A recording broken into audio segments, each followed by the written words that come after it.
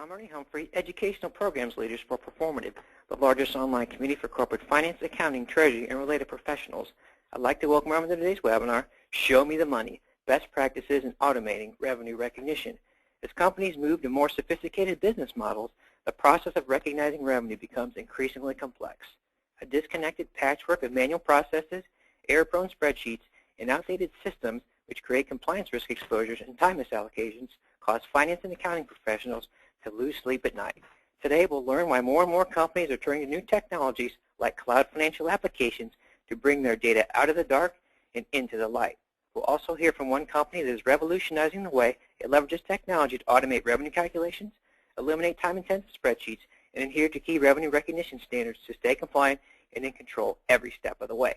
I'd like to thank financialforce.com, whose commitment to thought leadership helps us make this webinar possible and delivered at no cost. A quick note on today's agenda. First, we will experience presentations from each of our featured speakers. Then we'll move to the interactive Q&A session, where we will spend the remainder of our hour. We would like this to be an interactive experience for you. So if you have any questions at any time, please go to the questions area in your GoToWebinar control panel and send us your questions. We can't promise to get all of them in, but we will do our best.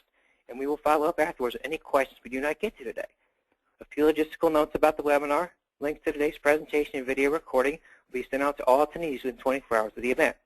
Those who would like CPE credits need to answer all polling questions during the event and should have pre-registered for CPE credit. For any questions on CPE credits, please send an email to cpe@performative.com. For those attendees who qualify for CPE credit, a certificate will be emailed to you within 24 to 48 hours. Again, we encourage you to ask questions on today's topic via the questions box in your GoToWebinar control panel at any time during the webinar. Finally, I'd be asked to take a short survey today regarding the webinar.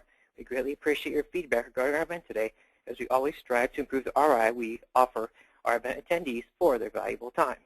A quick word about Performative. Performative is the largest online community and resource for senior-level corporate finance, accounting, treasury, and related leaders. Performative connects corporate finance leaders to provide instant advice and insights on the tough financial and strategic challenges they face every day. It's now my pleasure to introduce today's first speaker, Mike O'Brien, General Manager, Accounting Software Applications, financialforce.com. Mike has over 30 years of experience working in a variety of senior management positions across finance, operations, sales, and products in the software and service industries. Previously, Mike served as a CFO for an employee benefit administration firm where he oversaw the successful implementation of Salesforce CRM and helped grow the business 40% year-over-year for 5 consecutive years. Mike's experience lends him acute expertise in aligning strategy, technology, finance, and sales. Mike graduated cum laude from Southern New Hampshire University with a BS in accounting. With that, it is my distinct pleasure to hand the floor over to Mike O'Brien. Mike, the floor is yours. Please take it away. Thank you very much. Okay, thank you, Ernie, very much. Welcome today, and pleasure to have all of you on board. I appreciate you taking an hour of your busy time to join us. Just quickly about Financial Force, we are an ERP vendor, a cloud delivery platform on the Salesforce platform, and we're a joint venture between Salesforce.com and Unit 4, and we have customers worldwide, offices around the world, and one of the premier aspects of our application is dealing and delivering revenue recognition applications. So happy to have you here today to talk a little bit about the objectives and for today's session.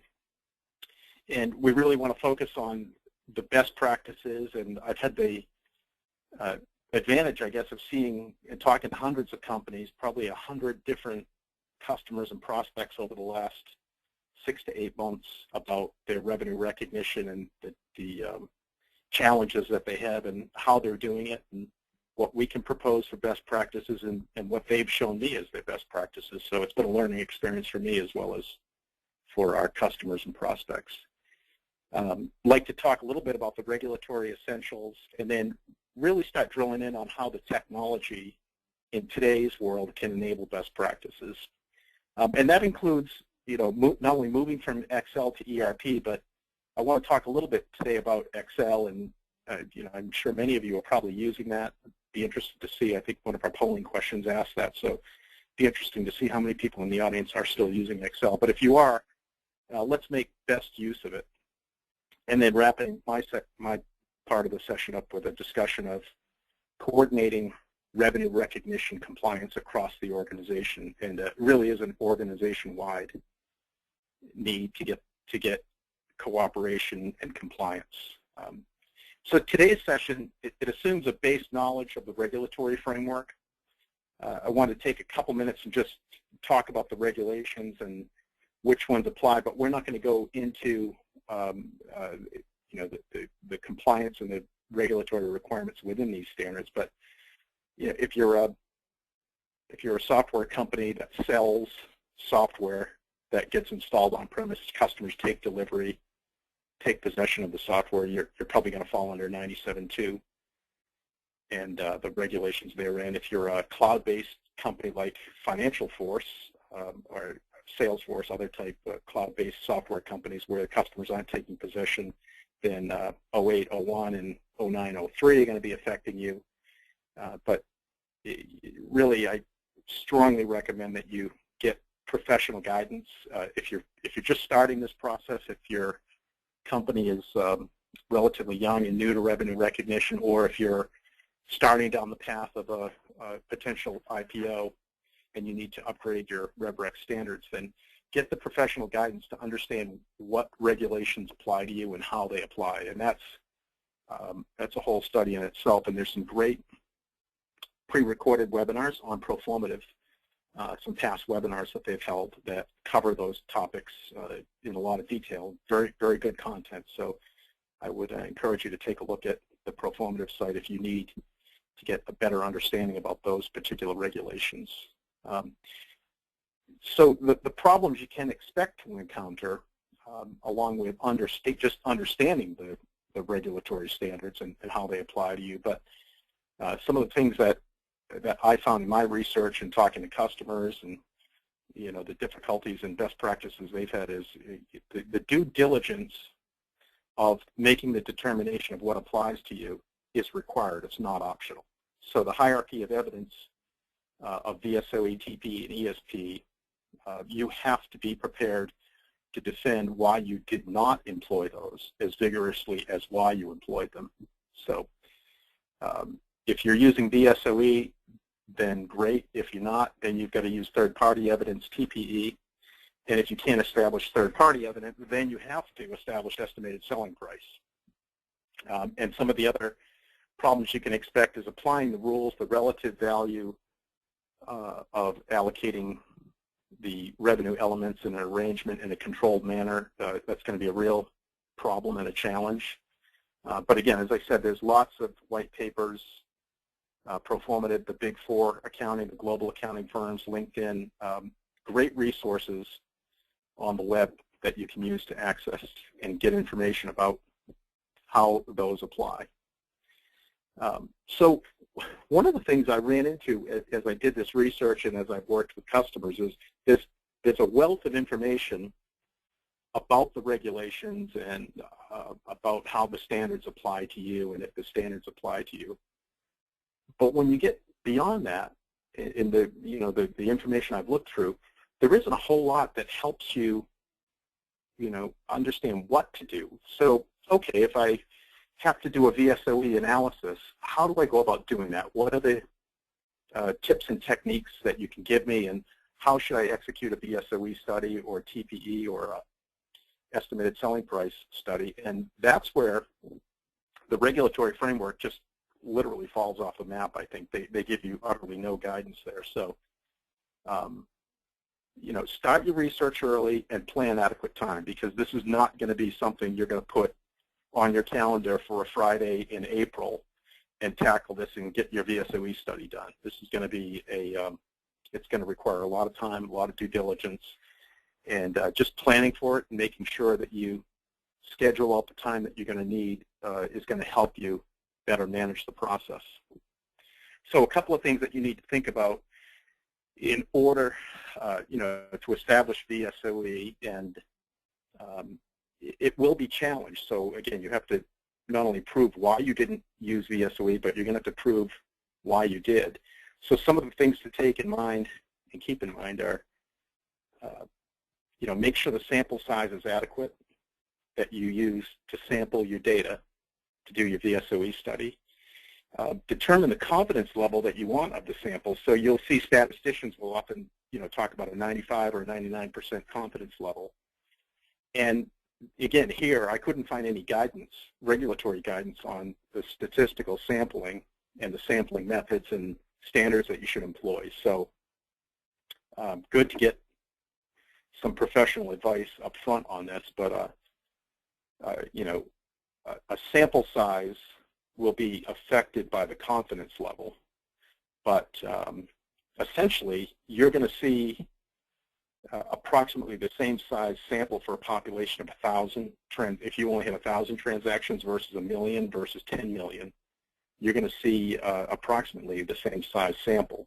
So this is one of the cases in life where size does not matter, and it doesn't matter all that much. But once you get to a population where your sample size requires about 500 selections, that's about the max. So even if you've got a 10,000, a million, 10 million, 100 million, usually a statistician will tell you that once you get about 500 or 550 items, that's a representative sample, and that the confidence interval and the within that sample won't be affected materially by selecting more items. So I guess that's good news. So if you're on the small end of the scale, you still have to do a relatively large sample. If you're on the large end of the scale, it's a relatively small sample. Making sure that the sample is selected randomly, that it wasn't a biased selection, and support your findings with substantive evidence. So I would say this whole process, keep an audit trail of it. Keep well-documented information, spreadsheets. If you're using spreadsheets to do this, most people are probably going to be using Excel, I would think, to do their study. But you've got to keep all of that information, keep notes, and treat it like an audit work paper. So as though something you are going to have to give this to the auditors at some point. And it'll just make you better prepared, make you able to support your case for the VSOE findings that you come up with. Some of the questions you need to get answered before you start are things like, should you separate the population that you're going to sample before you do the selection? So VSOE, all these studies let you segment the data by markets, geographies, currencies, products, those type of things to do the analysis. And I think one of the questions I would have for my auditors before I embark on the study is, should we do that segmentation of the data before we sample it, or should we do it after the sample has been selected? What confidence level will our auditors, will the SEC accept? What should the sample consist of? So are you selecting a bundled arrangement, or are you selecting individual elements within that arrangement? Those are important questions that you need to get answered up front. And it was interesting because I looked at a couple of response letters where the SEC had challenged companies and asked for information on how they arrived at their VSOE. And these are public letters that are on the SEC website. You can go and look at them yourselves. And the lack of details surrounding how they went about their VSOE and how they established their VSOE was very generally stated in the reply letters. Now, I don't know if that was intentional, but as a former auditor, my background is a CPA. I worked for Arthur Young many years ago as an auditor. I would look at that and say, listen, I need something more substantive than your high-level description of what you did. And I think, especially if you get audited, if you get the SEC knocking on your door, you're going to want to make sure that you have that information nailed down. So getting your study blessed in advance, I had talked to a partner at Ernst & Young about this a couple months ago, and one of the things they suggested to their customer was, let us take a look at your methodology in advance. You don't want to go back and do rework if you made incorrect assumptions. That will provide very strong evidence should your assertions get challenged. Build a resource plan to execute the actual study. So planning the study is one thing, execution of it is another. And if you really map this out well and you have it broken down into components, you can delegate this to junior staff. So I kind of equate it back to my audit days with audit managers, audit seniors, and staff auditors, and we could take an audit, we could break it up into segments and delegate segments of the audits. And you could do that with your staff so that you can get this done, and you can rely on the fact that the people executing the work know what they're doing, they know why they're doing it, and how to do it. So the results you'll get from that will be valuable information. And at the end of the day, this is a great refresher for your brain on statistics. And I remember taking this in school and wondering if I was ever going to use it anywhere else than at a blackjack table in Las Vegas. But here it is, and now we can apply those lessons we learned in our statistics classes. So if you don't have VSO, vendor-specific objective evidence, then you execute the TPE study. And again, here, I couldn't find a lot of guidance to help you. Here's the proper methodology of how to conduct a TPE study. What the big accounting firm, Big Four accounting firms, you'll find a lot of white papers, Ernst & Young and PwC and so forth. What they can tell you is, they can often tell you what you don't do, but what you should do are subjective to each company. So each company is going to have to make their own determination. But don't rely on the VP of sales to give you the information about third-party evidence, what our competitors are selling for. Don't use the competitors' list price schedules to establish TPE. That won't hold up. It's got to be a lot more substantive information and detailed information and study information to support the conclusions and evidence. As far as estimated selling price goes, and it's interesting because the companies that I've worked with so far, I'd say maybe 20% of companies that I've engaged with have established VSOE. Nobody is using TPE. Haven't found one company yet. I probably talked to 100 companies in the last 6 months. Nobody's using TPE. And then a vast majority of companies are using estimated selling price. And this comes in particularly if you have a product that's relatively unique to a market. If you're one of a few players in a particular market, it's going to be real hard to establish, certainly to establish TPE in those markets. It may be very difficult to establish VSOE if you're selling arrangements in all different shapes and forms. So then you're relegated to establishing estimated selling price.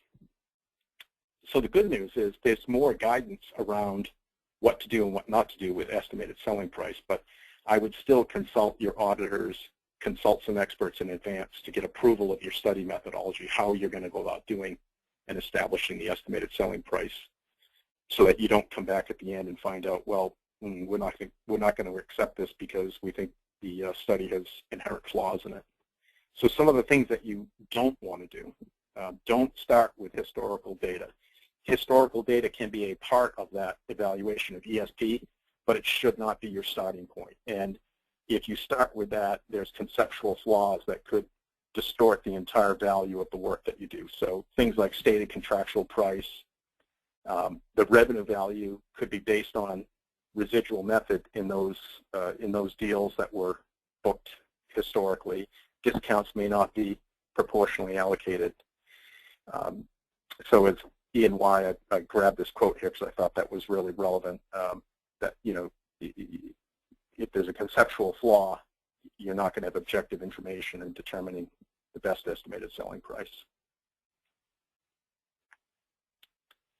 So the things that you can consider from a market perspective, if you go one step above go up above your company and look at the market that your company's in, competition, market trends, company's market share, geography and geographies that you operate in, market awareness, customization, expected product life cycle is really important. New emerging technologies could impact the estimated selling price of a product significantly. So what you would determine for estimated selling price today could be materially different 2 months from now when a new competitor's product comes online, or even if you bring a new product to the market that changes the landscape of the market and will change the pricing impact of the market. So you have to you have to consider market factors, and you have to consider entity-specific factors. So what are your company's profit objectives? What's the internal cost structure?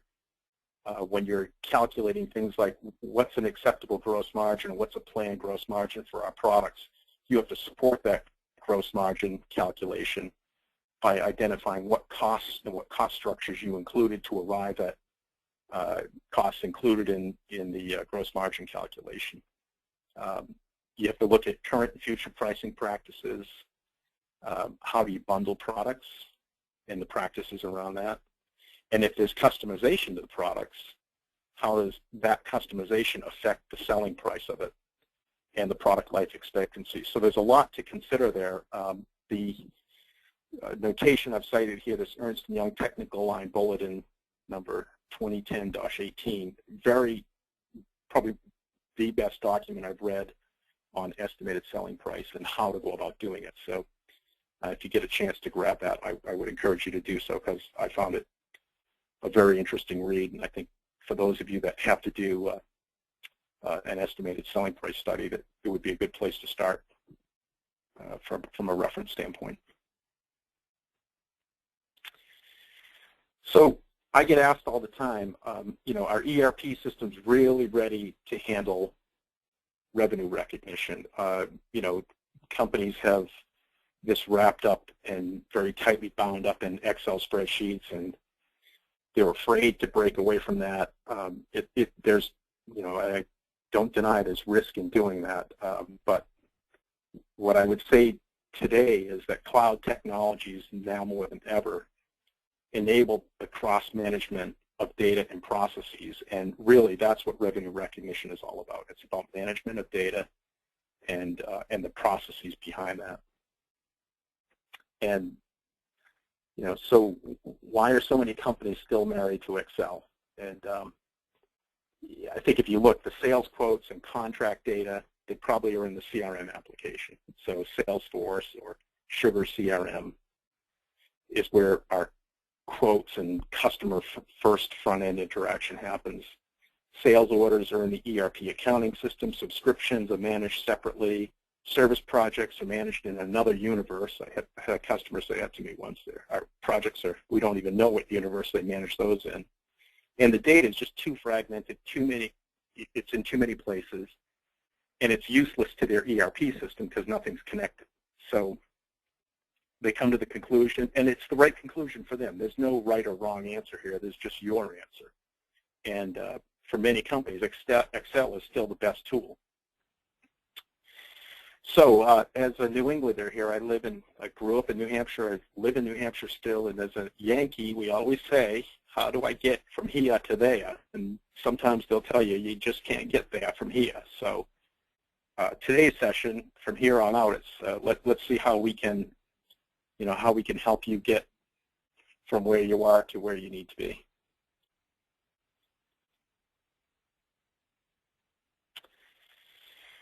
So the reality, of migrating to your ERP, migrating revenue recognition into your ERP application, it's a big deal. Now, I say that, we had one customer come to us who their Excel model had failed them, blew up. They were early in the month, so they were lucky. It happened fairly early in the month, and it took us about 10 business days to get them up and running on a ERP-based revenue recognition application, and they were able to close that month successfully using the new tools. So like the weight loss commercials that you see, not all people can expect that same result, right? But the good news is that it's doable. It's not a daunting challenge that you shouldn't undertake, but it's not a simplistic task either. But we'll talk more about that in a moment. What I wanted to say is if you're going to use Excel, and for some companies it's still not the right time to move to ERP, move your RevRec to a standalone app or your ERP app. But if you're going to use Excel, you need to employ the advanced features of Excel. You need to use it properly. So that means using things like lookup tables, VLOOKUP, pivot tables, array formulas, You can use ODBC connectors with DNS services to connect Excel directly to a SQL database, a back-end data storage, and query records at their source. So Excel is a really, really powerful tool, and it would be well worth the money if you're going to be in Excel world for the next 12 to 24 months, or even further than that.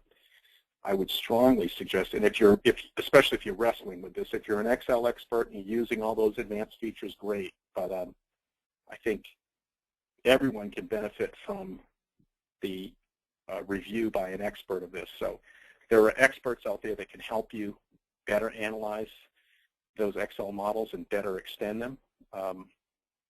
You know, it's an incredibly powerful tool, but I always tell people, you know, with freedom comes great responsibility, and you can hang yourself real easily with Excel. So, you know, be careful with it. Get some professional advice. You know, don't let the spreadsheets be your downfall. And better Excel models really are a means to an end. It's not an end in itself. So it's great that you can get the Excel spreadsheet working better, but don't look at that as a long-term solution. I think you're living a world of false hope if you're planning to stay in Excel. And you're not alone. As you can see, you know, 60% of the respondents to the survey were living in that same environment. So this quote from Robert Kugel, I think, says it all, in that, you know, typically people are self-trained in using Excel and the spreadsheets. They become difficult to audit. They're brittle. They're vulnerable. You know, as he says, they're disasters waiting to happen. And you know, unfortunately, with our customers, we've been able to help them. But you know, the unfortunate thing is when one of those disasters happen, you're pinned down and you have to react, as opposed to, you know, proactively taking action against it. So, you know, moving from Excel to ERP, you know, the things that you're going to enjoy most about this, and the biggest benefit to you, is going to be gaining scalability of the process. It's no longer locked down to a single person, and by virtue of using a packaged application, you know, you should be able to get scalability, so more people in the organization, more activity and events are contributing to the happenings in RevRec. You gain control, audit controls, you know, security of visibility to the data. That's extremely sensitive information, to say the least. So you only want the appropriate eyeballs looking at it, but as well, you want the transactions that it's generating to be, you know, managed in a controlled way, with good audit trail controls, and obviously efficiency. So by pushing this work off of a desktop or laptop computer up to these cloud server environments, you gain tremendous computing efficiency, and you gain the efficiency of what, you know, cross-organizational workflows can provide for you. So it doesn't necessarily mean full ERP or bust. There are stepping stones you can make. So there's solutions. Our solution can be deployed as a standalone RevRec solution without the rest of the ERP, the accounting and the supply chain management, and all those other parts of the application. So we can connect to, you know, different data sources and do revenue recognition. There's lots of products out there that can do that. So don't think that you have to go full ERP or bust. If you're on one platform, that's great, but it doesn't necessarily have to be that way. And what you need to look for is, you know, find the application that best fits your situation, and look for applications that subscribe to data and don't replicate it. So right now, you're taking that data into Excel, which means you're replicating it. You're taking it from its source to Excel, and now you've got, you know, synchronization issues, integration issues, reconciliation issues. I call it Asianitis, and it's really a marginal improvement over using Excel. And you have to remember that, you know, every time we replicate data, somewhere God kills a kitten, because it just creates such havoc in the space-time continuum in the universe that we just, you know, I always encourage people to avoid that at all costs. So look for that type of subscription model where the revenue engine is attaching to the data.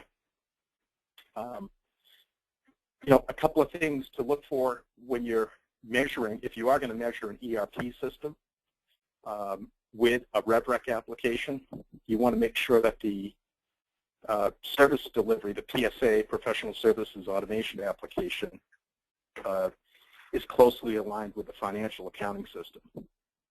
Make sure there's relationship between orders, contracts, and service delivery in the platform. So the RevRec engine should subscribe to this data. It should not pull it in and replicate it. Milestone delivery on a project, for example, could trigger the recognition of a subscription. Now, those could be two different elements of your ERP application if they're linked on a common platform, and this is where cloud technologies are so great in that now the event in one area of the application can trigger an event in another area of the application that the RevRec engine can be subscribing to. Make sure that it can manage any method, percent complete, deliverable, or a ratable straight line schedule over time. And ensure that the RevRec engine you pick provides security and audit trail. So you want to really dig into the security features of it. Can we restrict access? Can we distribute the connections of the activity of the RevRec engine to subscribe to this data without people having to access the resultant revenue calculations? Do the revenue calculations have an audit trail? Are they secure? Take a look at that. One of the things you can look for from your software vendors, do they have a SOC 1 audit? Are they SSA 16 audited? And that's a good standard that for the industry that ensures that the procedures used by the software vendor to develop their software provide for a good control environment. So SSA 16 is a good stamp of approval to look for with your software vendors. And does it have a built-in approval and workflow engine? So you want that workflow engine to be an integral part of the cloud platform that you pick. And you don't want it to, you want it to dovetail nicely into how the application works. Look for sales orders. When you're looking at an enterprise ERP solution, look for things like sales orders that don't separate billing terms from revenue terms. In other words, they should both be expressed on the sales order. And again, the RevRec engine should subscribe to that data, not replicating it. Subscriptions and renewals should have workflow links to the other elements in the arrangement. So again, as I described it, customer takes delivery of the software or completes a milestone in the service delivery that triggers an update to the subscription object to tell it that it's now eligible to have revenue recognition against it. And obviously you want a nice easy reporting tool, reporting, dashboarding. These are common tools. They're fairly common in products today so that you can track things like VSOE, estimated selling price, deferred revenue, revenue schedules, calculations, and all of that. And make sure that those tools are easy to use. You don't want to get yourself wrapped into a product that requires you to program it, have the IT department programming things in order for you to get information out. You want it to be built for the end users to access the data. Particularly for PSA applications, so you want to make sure that from a best practices standpoint, that each type of project can be tracked based on the nature of the project. So a percent complete, a deliverable, a managed services project, and at what level of the project. So that could go right down to milestones. It could go right down to time cards. Those types of elements of data. It depends, how you're recognizing the revenue, and you want to make sure there's a lot of flexibility to deal with a lot of variations there across projects and even within a project. We've seen customers with percent complete milestones, deliverable milestones, and managed services milestones all on the same project, and the RevRec engine should be able to deal with each of those. Make sure the PSA application has tight links back to the CRM, because that's where the process starts, and order management, subscription management, other related applications. And then build cross-department workflow automation. So again, that's where that workflow engine comes in. It's really important that you have a robust workflow engine that can detect and create these cross-organizational transactional updates, so that the RevRec engine can subscribe to those data elements, and if there's a change, the RevRec engine will adapt to the change. The RevRec engine itself should provide a journal entry to your GL or directly interface to your GL. Make sure that, again, the security model around that is appropriate to protect inappropriate access to the data, prevent users from changing data related to the revenue recognition attributes on a sales order or on a project or on a subscription. Lock the previous calculations so prior periods cannot be changed. So now you've got that nice audit trail of here's what we said to the GL, here's what the RevRec engine calculated, they're both in sync. And also make sure that it does a cumulative effect of change in the revenue recognition method. So if we switch a project from a % complete to a straight line, or if a project's estimated time to complete changes materially in one period, you want the cumulative effect of the change to be caught up in the current period. So sometimes I've seen engines that take those changes and prorate them over a period of time, and depends how you're, how you need to record that. So just make sure that the engine can adapt to the way that you need to do it. And then coordinating this across the enterprise is really important. So you want to wake up the sales and marketing teams to understand RevRec. Even though they're salespeople, you can train them. They can learn, because poor pricing and quoting practices will impact things like the SOE, estimated selling price, and your compliance. So organizationally, we need to get the entire organization to understand this, have training sessions, teach them. If you link their commissions to recognized revenue, they will hear you. They will listen. They will understand. That's a tough thing to do, but I've seen a lot of organizations moving to that model because it does increase the compliance. So awareness across the organization. This just can't be a back office accounting function. It's got to be well addressed across the organization. It is my distinct pleasure to introduce our next speaker, Cameron Maples, Senior Manager of Revenue, Parallels Incorporated. Cameron has over 9 years' experience in public accounting and consulting for a wide variety of companies, including a Big Four firm, large international corporations, small regional companies, and startups. Throughout his career, Cameron's focus has been in the technology sector, specifically software-related company and revenue recognition. He is currently in the role of Senior Revenue Manager at Parallels, focusing on global revenue recognition, including technical accounting issues, interfacing with the sales organization, and working with Parallels Professional Services Organization to record revenue for the company's ongoing engagement. With that, it is my distinct pleasure to hand the floor over to Cameron Maples. Cameron, the floor is yours. Please take it away. Thank you very much.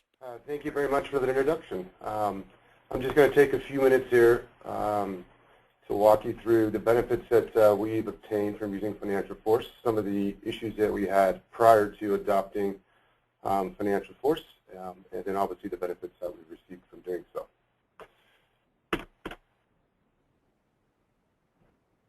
So just a little bit about Parallels.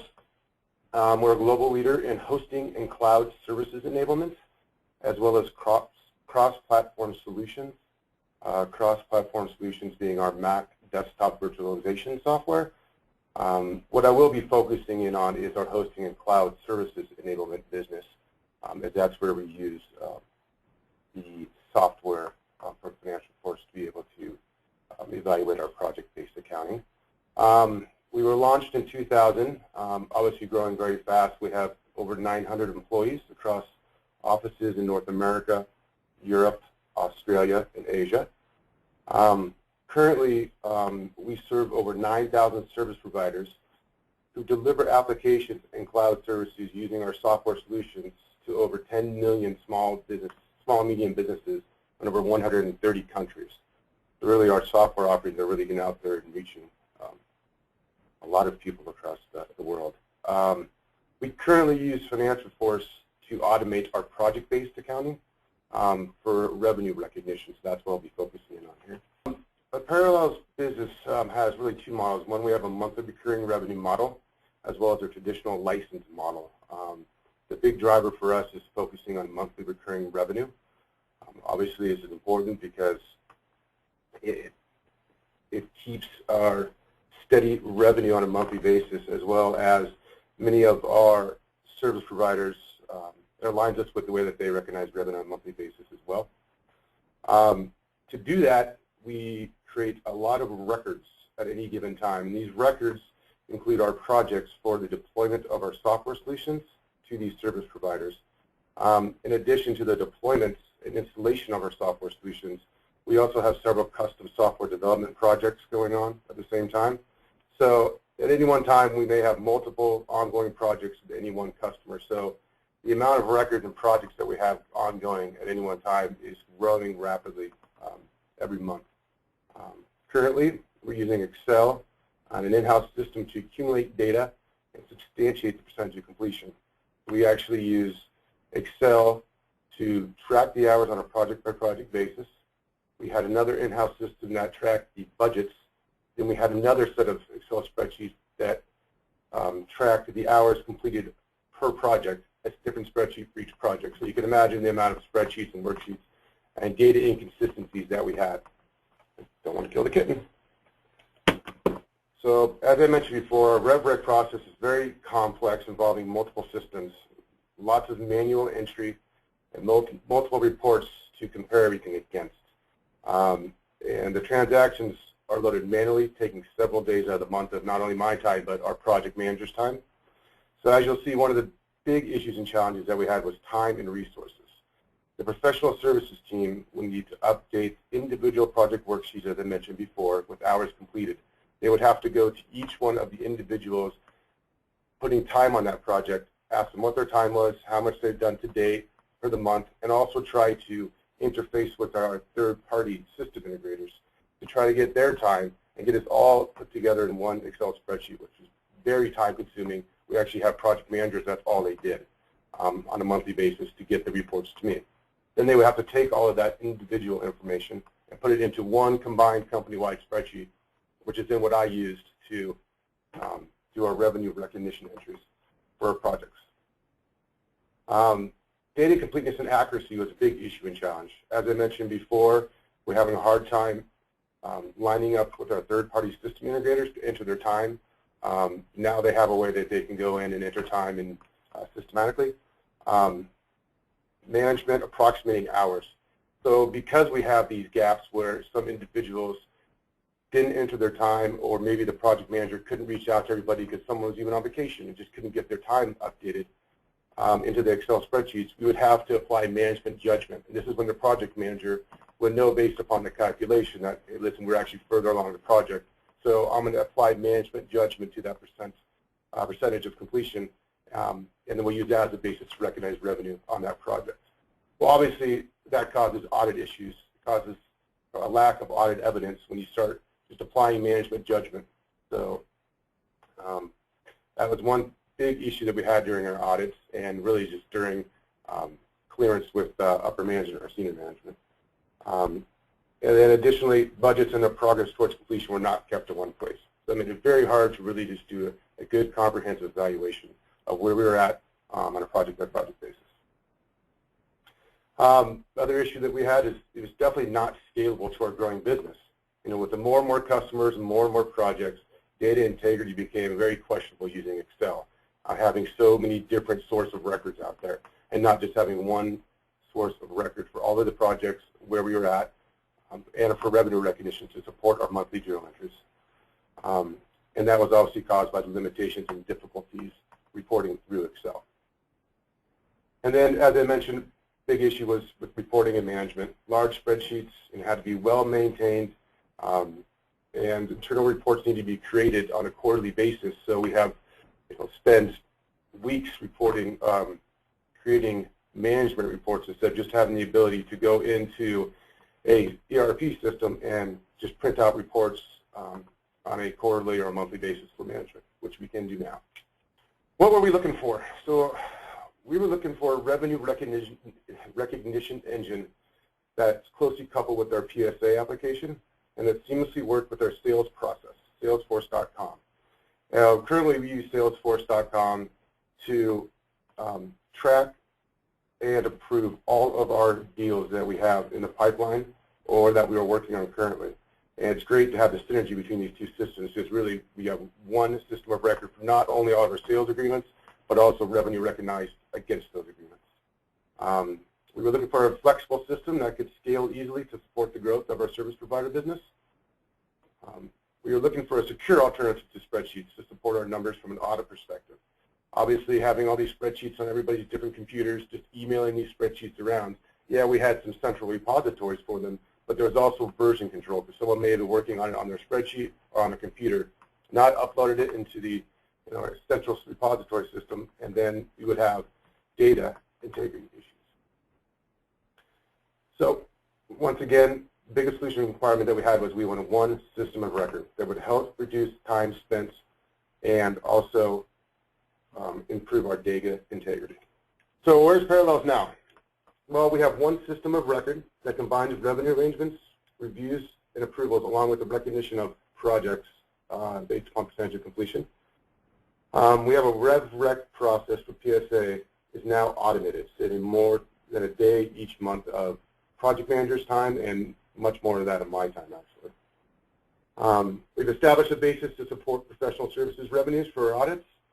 Previously, we had control weakness comments in our management letter comments related to this. We've now addressed those, and I think those will be resolved on a go-forward basis. Forecasting and budget planning is made easy and reliable with all the reportable data aids. We can see how far the percent of completion is. We can go back at any one point in time and see what's been recognized on a monthly basis, how our backlog is looking. So it's very, very good for forecasting. And once again, it's all in the same place. We don't have a different spreadsheet that we're using for forecasting on. Financial Force has great reports, dashboards delivered in real time. So management, professional services folks, accounting folks can go in there and get real-time information as needed.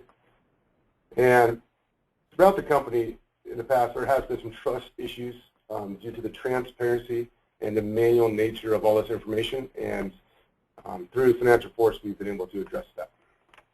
This next slide I just put in here because you can see how everything is in one place. This is the monthly reporting and the process that I go through when I commit and record the revenue. As you'll see on the left-hand side under elements, you can have several elements to a project. For example, as you'll see, they only go down one level here from family juniors to support second, but you can really go 3 to 4 levels down, which we do, because like I said before, we have several projects with several SKUs under several different companies and customers. So that's a very great tool that we have in here. As you'll see to the right, to recognize this period, this automatically calculates for you based upon the project budgets that are in place within Financial Force, as well as the hours that have been uploaded to base POC percentage on. However, this also gives you the ability before you commit it to override those if there are some special circumstances like milestone accounting for just one of your project SKUs. And that can only be done by me and our company, so that's the control that we have, that I'm the only person that can go in and adjust this, commit it, and post the revenue. So we do have good controls built into place. And once again, it's all in one place, and then at any time you can export these into Excel, which we do, or to a CSV file to be able to form your journal entries on a monthly basis. What we did, and what I think you should ask yourself is, when do you know it's time to leave Excel? Are you having capacity issues, growth issues, data integrity issues, or are you just moving everything to a new ERP system? So that's the first question, obviously, that needs to be answered. Do you have concerns about the integrity of your data? That's one of the big drivers for us changing to this ERP system. And is your organization planning for the next step?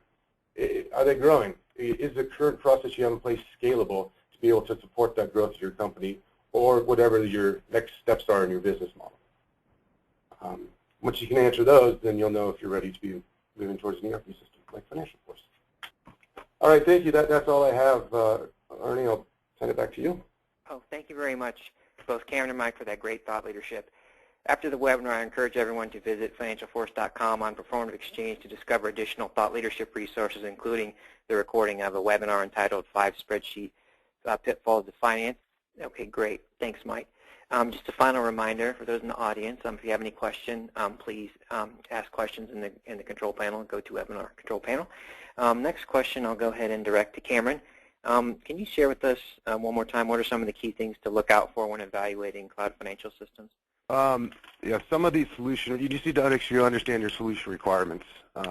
If you're going to get an application that you are going to directly interface with your accounting systems, a system that's flexible, that can support the type of business you have. For example, it had the amount of elements that we needed to be able to drill down to the SKU level underneath the projects that we had.